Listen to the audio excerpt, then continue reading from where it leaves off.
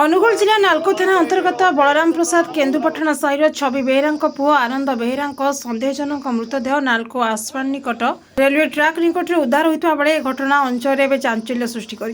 परिवार लोकों सूचना अनुसार गतकाली राति गाड़ी चलाइबा गाड़ी मालिक अमित सामल आनंद मोबाइल को फोन कर डाकिथिले। यापर आनंद घर बाहरी जाइथिले किंतु से आउ घर को फेरी नथिले। आज सकाळे विशेष सूत्रରୁ खबर पाई आनंद सान भाई सानंद बेहेरा घटनास्थल को पहुंचते सेठारे अनुगुल तालचेर रेलवे ट्राक निकट में घरटारू प्राय 900 मीटर दूर में आनंद मृतदेह पड़ता देखिथिले। सानंद बेहेरा भाई आमर घरे थिला काली उपरबेला घरे कहीकि गला गाड़ी चले जाऊँ अमित भाईर गाड़ी चले जावाई कहला जो आम कहलु जा तू आसबू आड़ू अमित भाई आमको राति घर मोबाइल को कॉल कले से कहले आनंद आज आम घरे से रहीकि एडे राति खाई पी राति आम माटी टणा हे माटी टाणिया से सकाळ पाइले घर को जीव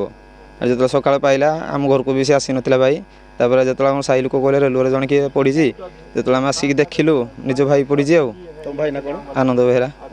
बलराम प्रसाद केन्दुपटना साई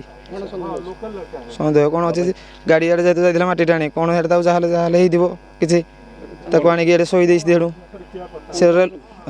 भाई निहार चाहूँ। घटना को नहीं परिवार लोके गभीर सन्देह प्रकाश करिसेंती। सानंद बेहेरा अभियोग करिसेंती तांको भाई को के योजनाबद्ध भाव हत्या करी सेठारे फिंगी देथिबा सन्देह करिसेंती। खबर पाई नालको पुलिस रेलवे पुलिस पहुंची मृतदेह को जबत करी तदंत चलाइछंती।